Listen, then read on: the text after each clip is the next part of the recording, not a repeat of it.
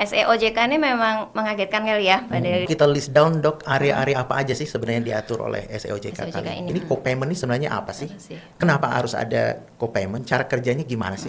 Impact-nya baik terhadap masyarakat pastinya, karena banyak hal-hal baru.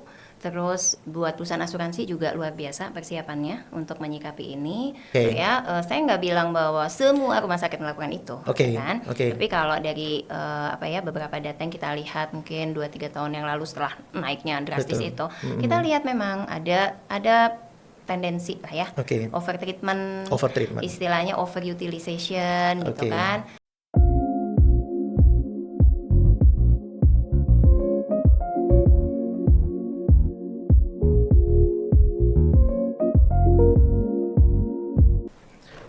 Halo sahabat Riskonomics, selamat datang di Riskonomics Podcast yang membahas asuransi dan keuangan dengan cara yang jujur, lugas, dan mudah dicerna. Saya host Anda, Delil Khairat.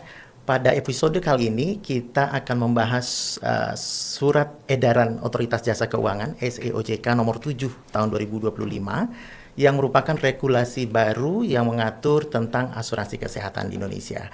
Ini lagi rame nih dibicarain nih. Dan dari dalam podcast ini kita akan mencoba memahami apa sih sebenarnya isi regulasi ini, kok tiba-tiba semua orang ngomongin co-payment, apakah itu, dan seterusnya. Dan bagaimana juga pengaruhnya bagi kita para pemegang polis asuransi kesehatan. Semua akan kita bongkar, kita kulik secara jernih dan berimbang agar Anda semua, masyarakat sebagai pendengar juga bisa mengambil keputusan yang lebih inform dan lebih bijak. Nah, untuk membahas topik ini, Riskonomics menghadirkan seorang narasumber yang sangat mumpuni, yang sangat kompeten dalam area ini, yaitu Dr. Dian Budiani. Selamat datang Dr. Dian. Terima kasih. Terima kasih sudah datang memenuhi undangan kami, walaupun short notice. Terima kasih banyak. Dr. Dian adalah seorang dokter, medical doctor, dan juga punya pengalaman lebih dari 25 tahun di industri asuransi, bekerja di area life insurance dan health insurance, sempat juga menjadi chief operation officers dan health officers di salah satu perusahaan asuransi multinasional di Jakarta.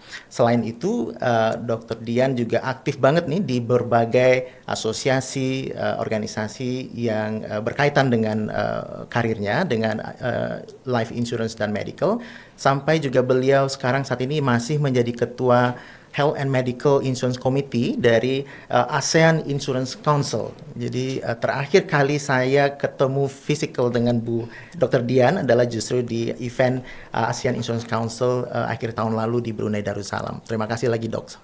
Oke, dokter, kita mulai aja deh ya. Siap. Ini ada SEOJK nomor 7 2025. Sebenarnya kenapa sih harus ada SEOJK ini? Apa aja sih yang diatur? Kira-kira dan apa aja yang perlu diketahui oleh masyarakat. Silakan dok. Oke. Pertama-tama thank you dulu ya diundang di sesi ini. Wow, luar biasa ketemu Pak Delil dari biasanya di korporasi, sekarang ketemu di acara santai. SEOJK ini memang mengagetkan kali ya Pak Delil ya, karena sesuatu yang mungkin baru dan dari sisi masyarakat cukup terkaget-kaget gitu kok ada surat edaran ini.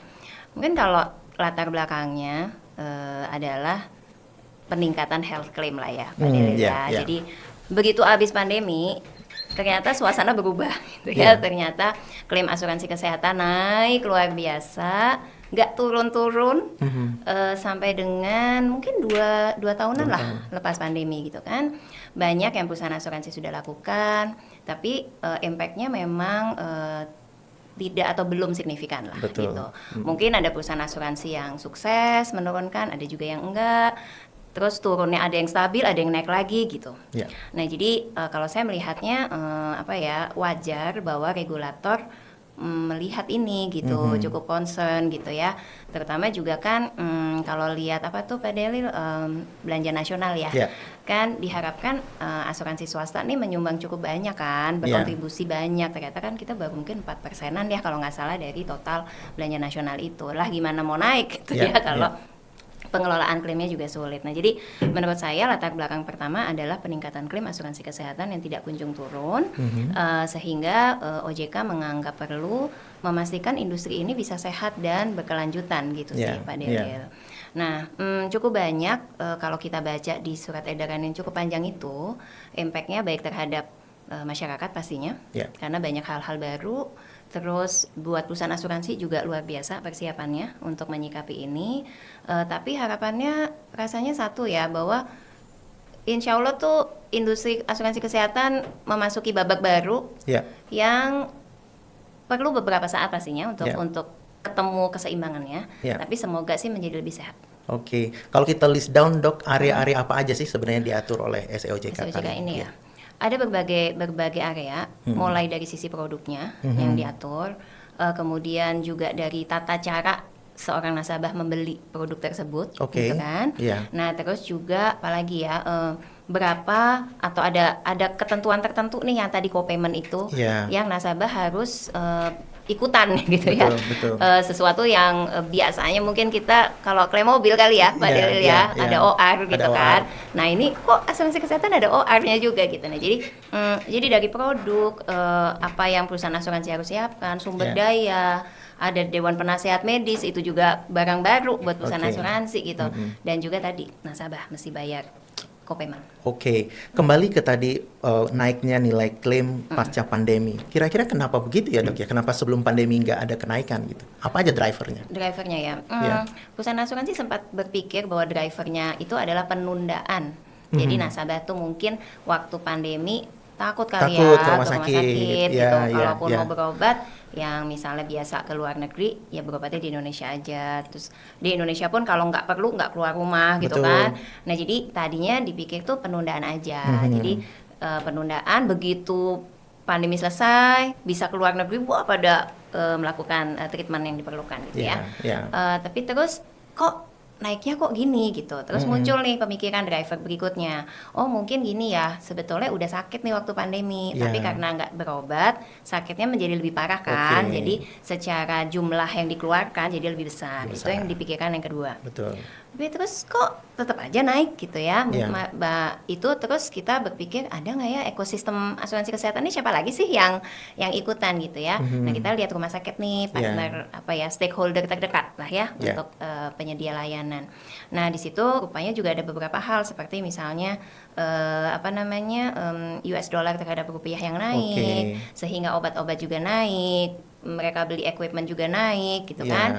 Terus selama pandemi nggak bisa beli equipment, terus jadi beli ya. Dan tidak bisa dipungkiri rumah sakit juga selama pandemi berbeda kali revenue streamnya ya. Jadi yang tadinya mungkin ada revenue dari laboratorium, mungkin dari radiologi, mungkin di pandemi nggak ada kali ya itu yang menggunakan itu, sehingga pasti revenue yang berbeda itu menimbulkan dampak financial juga buat si rumah sakit ya. Sehingga pastinya ingin mengembalikan lah apa yang mungkin hilang selama pandemi. Oh, ini mungkin ya dok ya, kalau disimpulkan yang biasa dikatakan sebagai medical inflation atau inflasi medis ya, kenaikan harga yang memang juga. Terus ada nggak kemungkinan katakanlah kenaikan klaim itu justru disebabkan oleh misalnya praktek yang nggak perlu gitu ya, misalnya kita sebenarnya nggak perlu nginep tapi disuruh nginep, kita nggak perlu prosedur A tapi diarahkan pakai prosedur A yang lebih mahal, itu juga berpengaruh nggak dok? Itu juga berpengaruh gitu ya. Saya nggak bilang bahwa semua rumah sakit melakukan itu, kan? Tapi kalau dari beberapa data yang kita lihat mungkin 2-3 tahun yang lalu setelah naiknya drastis itu, kita lihat memang ada tendensi lah ya, overtreatment, istilahnya overutilization gitu kan. Nasabah datang ke rumah sakit untuk diagnosa tertentu, nggak sekalian nih check up yang ini gitu kan ya. Nah gitu. Nah, jadi ada tendensi itu berkaitan dengan tadi saya bilang revenue-nya pengen dibalikin kali ya gitu. Jadi semua inilah sebenarnya yang kemudian dicoba antisipasi, dibenahi dengan SEOJK ini. Kurang lebih gitu ya dok ya? Kurang lebih gitu. Oke, Dokter Dian, cakep banget. Kita lanjut ke topik yang selalu jadi viral nih belakangan ini. Selalu nongol di FYP kita, co-payment. Nah, ini banyak yang berkeliaran di luar itu, sampai juga banyak juga informasi yang misleading nih dok. Mungkin karena banyak konten-konten sosial media yang justru clickbait ya. Akhirnya pesan esensinya malah nggak didapat oleh masyarakat kita. Jadi Dokter Dian mungkin bisa dijelasin ke kita, ini co-payment ini sebenarnya apa sih? Kenapa harus ada co-payment? Cara kerjanya gimana sih? Silakan dok. Oke. Jadi co-payment itu apa? Adalah mungkin bagian atau sepersen sepotong biaya Ya. yang memang harus ditanggung oleh yang mau ngeklaim gitu Betul. kan pada prinsipnya. Kayak kita klaim mobil, Ya. bayarlah 300.000 gitu Betul. ya, biasanya tuh 500.000. Ya. Nah, tadinya di Indonesia kayaknya nggak ada nih kewajiban co-payment. Ada sih beberapa perusahaan asuransi yang mewajibkan co-payment ya, tapi Oke. bukan aturan ya Oke. gitu. Nah, dengan adanya SOJK ini, aturannya menjadi 10% ya, nggak salah ya di 10%, surat ya. edaran. Ya. 10% untuk rawat inap maupun rawat jalan, Ya. terus ada maksimumnya, Ada maksimumnya. nih gitu. Kalau rawat jalan 300.000 per pengajuan klaim, kalau rawat inap 3 juta. Oke. Nih kenapa sih mesti begitu gitu ya? Ya. Nah, kebetulan tadi Pak Delil mention saya aktif di ASEAN Insurance Council. Ya. Di situ saya ketemu tuh dengan beberapa negara Asia lainnya lah ya gitu. Nah, contohnya Thailand. Oke. Thailand itu juga naik-naik ke puncak gunung gini, Pak Delil, Oke, klaimnya gitu. klaimnya, oke. Nah, terus mereka merumuskan bersama regulatornya sebuah aturan co-payment juga. Gitu, Udah ya. duluan nih Udah mereka. duluan. Oke, gitu. oke. Terus kalau kita lihat Singapura juga ada co-payment kan gitu. Nah, Iya. jadi terus aku nanya, apa sih gunanya co-payment gitu ya? Mungkin kita semua bertanya. Paham bahwa dari sisi nasabah tuh nyebelin banget ya dengan Iya, co-payment gitu. Cuman mungkin Betul. secara Udah bayar premi kok masih bayar klaim lagi, gimana sih gitu, nih? kesel Gitu. banget Iya, gitu. betul. Tapi allow me untuk ceritain kenapa ada co-payment itu secara teori gitu. Iya.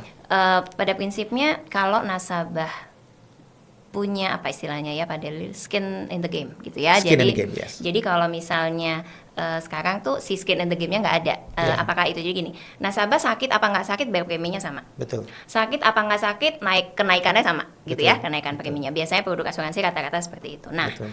ingin diberikan kesadaran kepada nasabah bahwa kalau emang sakit ya emang harus diobatin, ya Ya. emang harus klaim. Tapi kalau nggak sakit ya nggak usah. Betul. Gitu kan. Nah, Ya. untuk bisa seperti itu diciptakanlah a feel ya to the customer gitu.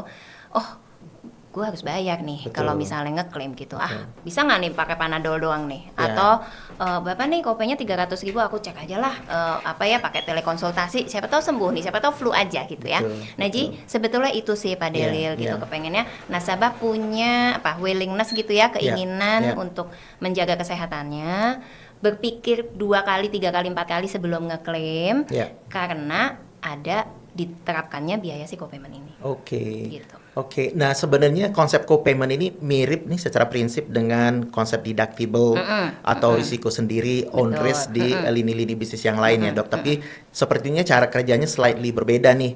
Karena di co-payment ini pokoknya perusahaan asuransinya bayar 90%, kita tertanggung, masyarakat bayar 10% sampai maksimum Rp300.000 untuk rawat jalan dan Rp3 juta untuk rawat inap. Itu bagian Betul. maksimum yang dibayar oleh kita sebagai tertanggung gitu ya, Iya, Dok ya. benar. Sebenarnya kalau dibandingkan deductible beda tuh cara kerjanya, karena di deductible itu kalau misalnya deductible-nya 300.000, maka 300.000 itu dibayar duluan oleh si tertanggungnya. Jadi sampai 300.000 biaya klaim, perusahaan asuransinya nggak bayar apa-apa. Jadi slightly difference ya, mungkin lebih baik ya, karena ada sharing dari first dollar lah istilahnya, begitu. Oke, jadi itu maksudnya. Jadi mudah-mudahan masyarakat juga bisa memahami begitu ya. Harus ada skin in the game supaya kita nih publik juga ikut memonitor, menekan biaya kesehatan dan juga mencegah dari treatment-treatment yang nggak perlu tadi ya, Dok ya. Betul, Gitu. betul Oke, Dok. Berikutnya nih, Dok. Di surat edaran ini juga disebutkan ada istilah coordination of benefit atau COB gitu ya. Sebenarnya apa lagi nih, Dok? Dan gimana nih pengaruhnya? Apa lagi nih, Dok? Pengaruhnya ke kita publik apa nih, Dok? Ya, istilahnya banyak Iya, gitu di betul. co-payment sekarang COB gitu. Iya. Coordination of benefit itu seperti namanya ya, mengkoordinasikan manfaat-manfaat. Jadi Iya. ketika seorang nasabah itu sebetulnya punya lebih dari satu penjaminan, satu asuransi, Betul. dia bisa memilih sebetulnya mau pakai yang mana dulu, Iya. dan kalau ada selisih barulah ngeklaim ke perusahaan asuransi berikutnya. Oke. Nah, jadi pada prinsipnya seperti itu, mengkoordinasikan benefit yang mana yang mau dipakai gitu. Supaya nggak tumpang Supaya nggak tumpang tindih, tindih, nggak ribet. betul, Ya, betul. Oke, kan. Nah, oke. Jadi surat edaran OJK juga mewajibkan adanya fitur COB ini. Mau COB-nya dengan pihak mana tidak diatur di surat Oke, edaran tersebut. oke, oke. Nah, contoh aja nih, harusnya kan semua masyarakat Indonesia punya BPJS dong. Betul. Kan? Nah, jadi Ya. misalnya ada suatu skenario di mana ya deh, aku mau pakai BPJS dulu gitu, Ya. ya. Masuk pakai BPJS, ternyata ada biaya-biaya yang misalnya tidak ditanggung oleh BPJS. Ya. Lalu si nasabahnya bilang, aku kan juga punya asuransi swasta gitu. Ya. Nah, dalam posisi seperti itu, surat edaran OJK bilang, ya itu harus bisa dikoordinasikan. Oke. Caranya gimana macam-macam Pak Delil, karena Oke. setiap perusahaan asuransi punya caranya sendiri. Ya. Ada yang udah canggih, misalnya by system bisa langsung di rumah sakit tersebut di split gitu ya, Ya. bilnya gitu. Ada Ya. yang secanggih itu. Tapi ada juga yang masih sederhana, jadi ya udah deh, nasabah BPJS kan misalnya nggak bayar apa-apa. Ya. Nah, yang selisihnya aja, yang bilnya dibawa dikasih ke perusahaan asuransi swasta, ada yang seperti itu. Oke. Oh, jadi nggak ada standarnya ya, Dok, ya, gimana? Saat ini sih sebelum? belum. Saat Oke. ini belum. Memang ada sebuah aturan dia Pak Delil yang peraturan Menteri Kesehatan kalau nggak salah Yeah. nomor 1366 tahun lalu. Itu adanya wacana gitu bahwa COB itu akan dibuat dengan standar tertentu dengan maksimum cap kalau nggak salah dulu 200% dari biaya perawatan. Tapi yang saya dengar katanya undang-undang ini peraturan ini mau di-review kembali. Oke, Gitu. oke. Berarti ini lebih ke kewajibannya yang ditimpakan oleh SEOJK ini kepada perusahaan asuransinya Ya, dong, betul, Dok, ya. betul. Memastikan coordination of benefit itu bisa dilakukan dengan efektif, efisien gitu ya. Betul. Dan berarti kalau dari perspektif publik nih, masyarakat ini sebenarnya juga bagus dong, betul, Dok, ya. betul. Artinya ini kita bisa menghemat biaya asuransi kita nih, seandainya kita punya lebih dari satu. Iya. Udah di BPJS, kemudian di asuransi swasta, artinya kita harus tahu dulu nih BPJS bisa kasih apa yang nggak bisa, kita pastikan hal itu ditutupi oleh Si asuransi asuransi swasta. swasta, betul. Jangan ada overlap atau Benar. tumpang tindih, karena itu kan berarti ada inefisiensi dari biaya asuransi kesehatan kita. Betul. Oke, Dok. Udah keren itu COB. Istilah keren lagi nih, Dok, yang bikin bingung kita nih publik, MCU. Oke. Nah, gitu loh. Medical check up Check ya. up. Nah, Iya, itu betul. gimana sih aturannya Aturannya. sebenarnya? Dan apakah SEOJK ini juga merubah aturan terkait itu, Dok? Silakan, Dok. Oke, jadi di surat edaran OJK itu disampaikan bahwa medical check up seyogyanya gitu ya, diprioritaskan gitu ya Ya. bahasanya. Jadi tidak diwajibkan. Tidak diwajibkan. Jadi tidak ada kewajiban untuk perusahaan asuransi melakukan hal yang baru ya. Tapi yang diingatkan oleh OJK adalah tolong lihat data klaimnya Oke. gitu. Tolong lihat trennya gitu ya. Ya. Jadi kalau misalnya nih ada segmen usia tertentu Ya. atau jenis kelamin tertentu atau ada perilaku tertentu lah ya, merokok atau tidak atau dan Betul, sebagainya betul. yang memang harus dikenakan medical check up, ya Ya. tolonglah di medical check up gitu ya. Oke. Karena basically kan OJK pengennya industri kita sehat gitu ya. Betul, Nah, jadi betul. ini adalah salah satu driver sebetulnya Ya. supaya seleksinya juga mantap gitu di Oke. depan, gitu. Nah, kalau dipikir-pikir nih, Dok, adanya MCU ini buat publik manfaatnya apa sih sebenarnya? Manfaatnya ya, manfaatnya sebenarnya satu gratis kan ya MCU-nya. Oh ya, gratis. Itu manfaat Oke, penting. oke, yang nanggung perusahaan asuransinya. Ya benar, Oke, kan yang keren, nanggung keren. perusahaannya Ya, ya. gitu. Gratis ya udah sih medical Betul, aja gitu. betul. Kedua, meningkatkan awareness ya. Betul. Bahwa dengan medical check up kan nasabah juga nanti diberitahukan hasilnya seperti apa. Betul. Ya kalau normal kan alhamdulillah lah. Ya. Tapi kalau misalnya ada hal-hal yang tertentu ya ayolah dikerjakan Betul. dengan baik. Itu untuk nasabah. Ketiga, untuk perusahaan asuransinya paling nggak kayak nggak kayak kucing dalam karung gitu ya, Ya, nggak lihat nih ya, nasabahnya nih ya. sebenarnya sesehat apa atau Betul, nggak sehat apa. Jadi betul. perusahaan asuransi juga lebih akurat kali ya Mas, Lebih akurat, seleksinya ya. gitu ya Betul. dengan adanya hal tersebut. Iya, dan saya juga mikir gini, Dok, dengan lebih banyaknya data yang diterima oleh perusahaan asuransi sebelum orang itu membeli asuransi, maka potensi dispute Ya. pertikaian ketika klaim terjadi juga bisa Iya, dimitigasi kan, Dok, ya? betul. Jadi lebih lancar ya klaimnya nanti, betul. Karena dengan demikian juga bagi publik juga jadi terhindar dari risiko dianggap tidak transparan kan, karena bisa jadi kan kalau tanpa MCU, tanpa medical check up, publik nggak mendisclose, tidak mengemukakan sesuatu fakta, bukan karena pengen menyembunyikan, Dok, tapi juga mungkin karena memang nggak tahu. Nggak tahu, ya, betul. Dia mungkin tahu ada fakta itu yang sebenarnya material bagi perusahaan asuransinya, tapi ya itu yang ketidaktahuan itu dia pikir, oh ini nggak penting, gua nggak Ya. perlu bilang, nggak perlu disclose. Gitu kali, Dok, Ya, ya? betul. Oke, jadi sahabat Riskonomics mestinya bisa melihat ini dari sisi positif juga nih ya. Semua yang diatur oleh SEOJK ini kayaknya ada benefit, manfaat positifnya buat kita masyarakat atau pengguna jasa asuransi kesehatan. Oke, Dok. Nah, lebih lanjut mengenai SE ini, Dok, mungkin publik kita tuh masih banyak yang masih belum memahami secara utuh ya, Dok. Publik kita mungkin malas juga baca panjang-panjang, denger podcast panjang-panjang. Biasanya tuh rely on konten-konten pendek dari TikTok, Instagram, yang maksudnya baik menyampaikan informasi, tapi kadang-kadang juga bisa menyesatkan, misleading gitu ya. Kadang clickbait juga tuh ininya, judulnya di depan. Nah, saran dokter kepada publik nih terkait dengan adanya SEOJK aturan baru ini gimana, Dok, supaya nggak salah tangkap gitu, Dok? Oke, jadi mungkin saran saya gini, bahwa nasabah merasa, aduh ternyata produk asuransi kesehatan nggak segampang dulu gitu kali ya. Itu ya.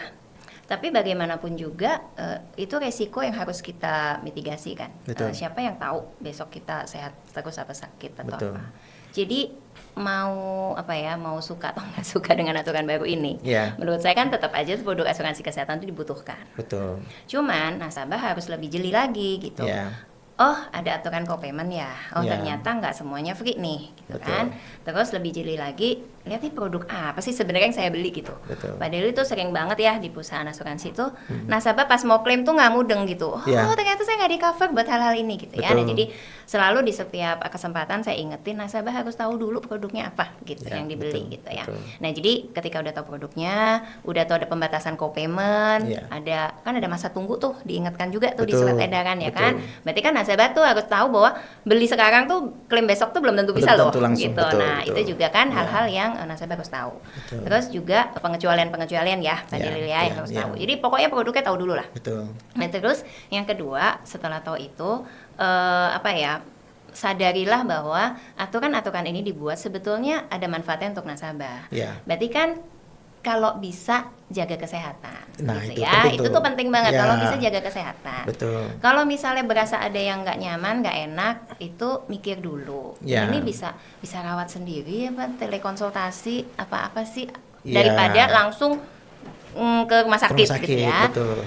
Rumah sakit tuh kan juga lokasi yang banyak kuman-kuman dan banyak hal-hal yang seharusnya kita hindari gitu. Jadi going directly to hospital itu juga belum tentu bijak loh, gitu ya. Nah, jadi itu.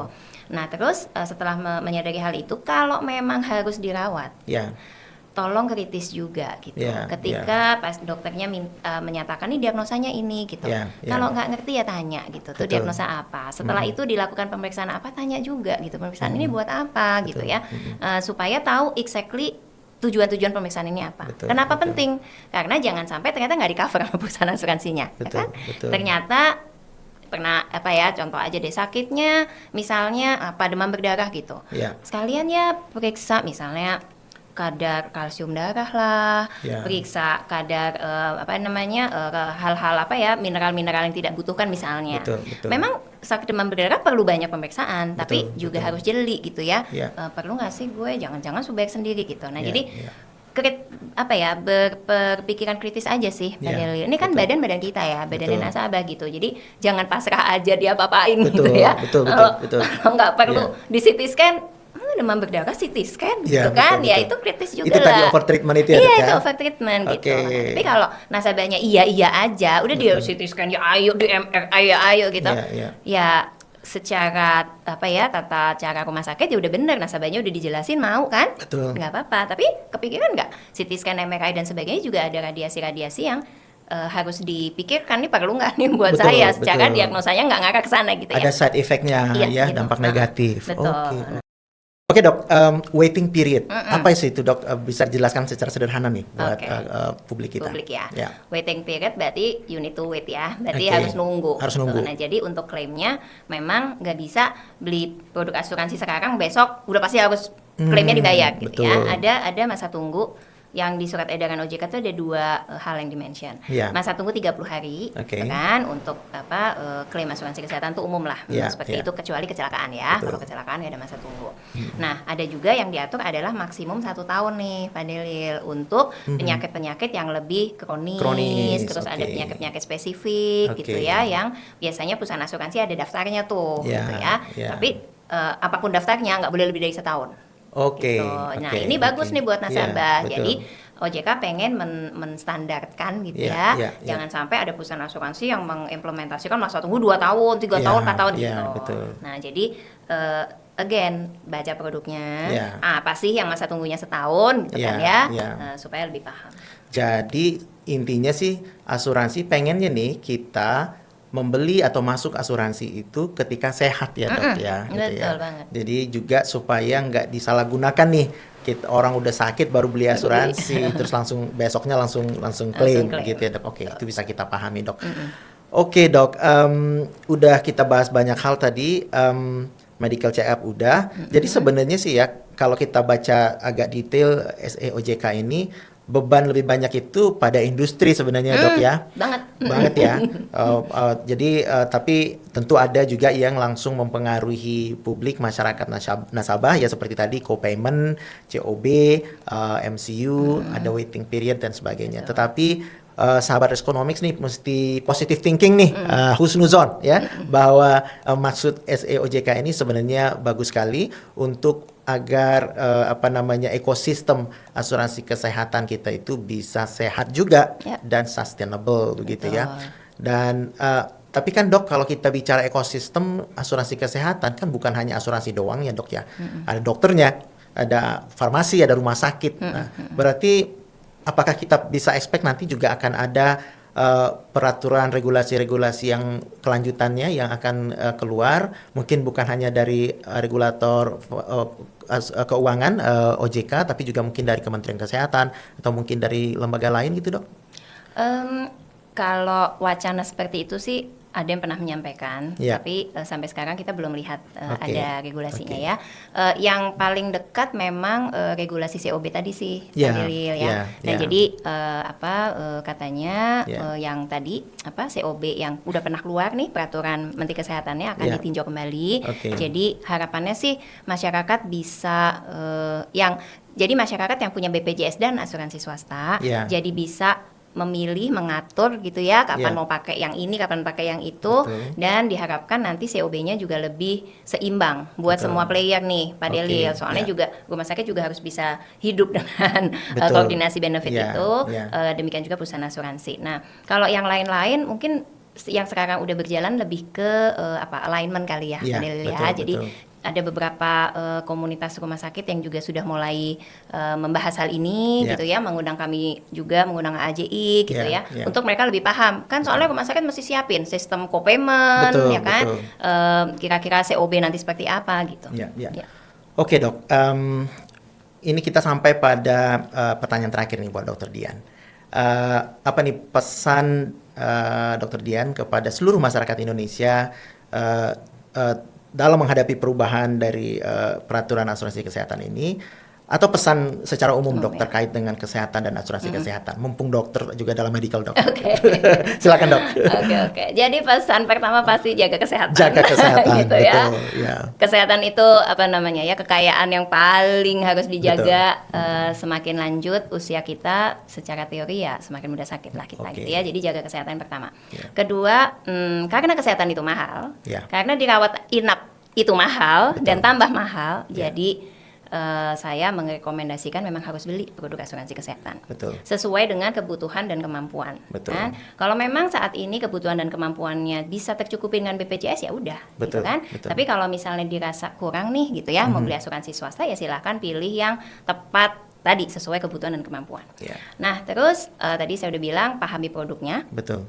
Nah terus satu lagi nih, ada yang suka nanya nih Pak Delil, kan gue udah lama jadi nasabah asuransi, masa kena co-payment gitu kan ya? Itu dia tuh. Gitu. Ya. Nah jadi buat semua yang di sana yang Ya. udah punya produk asuransi Ya. kesehatan, memang harus kena, co-payment. Nah jadi untuk yang beli produk asuransi kesehatan baru, nggak lama lagi nih 1 Januari 2026 ya. itu semua perusahaan asuransi memang akan menggunakan fitur co-payment di dalamnya. Betul. Tapi kalau untuk yang nasabah lama, Ya. nah jadi nanti Bapak Ibu, teman-teman, kakak-kakak, adik-adik akan dapat endorsement namanya surat cinta dari perusahaan asuransi masing-masing sesuai dengan tanggal jatuh temponya, gitu ya. Jadi OJK juga mewajibkan ada masa 30 hari kalau nggak salah untuk menerapkan sebuah perubahan.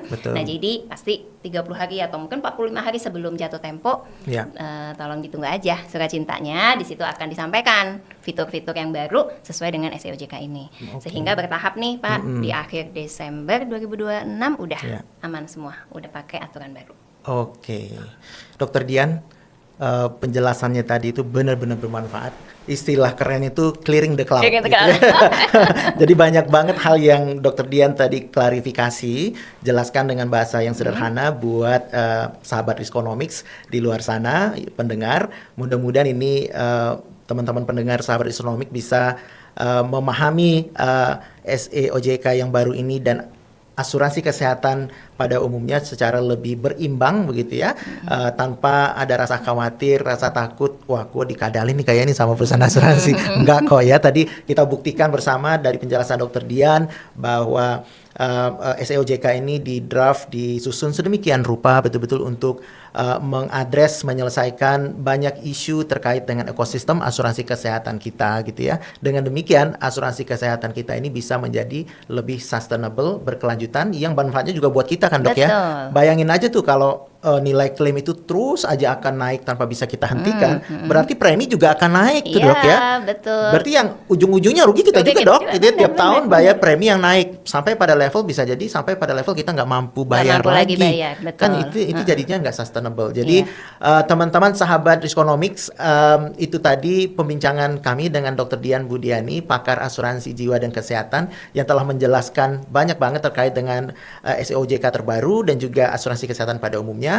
Mudah-mudahan bermanfaat. Ingat tadi pesan dari Dr. Dian, pahami produk asuransi ya. Tanyain pada agen, pada perusahaan asuransinya, sering-sering klik Riskonomics. Begitu ya.